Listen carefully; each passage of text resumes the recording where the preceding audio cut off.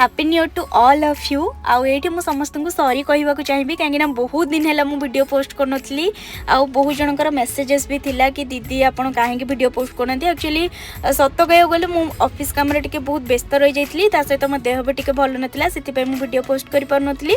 यही वीडियोटा हूँ आमर डिसेम्बर 31 नाइट रो वीडियो। एक्चुअली आम मैंने बाहरी जाइलु कोणार्क पिकनिक रे साई मु अरमान राज भाई राजेश भाई एमती मिसिक समस्ते बाहरी जाइलु कोणार्क से कैंपिंग करके आम राति से रही सहित ये देखिपे साई आसी केमती मो सहित लगुला।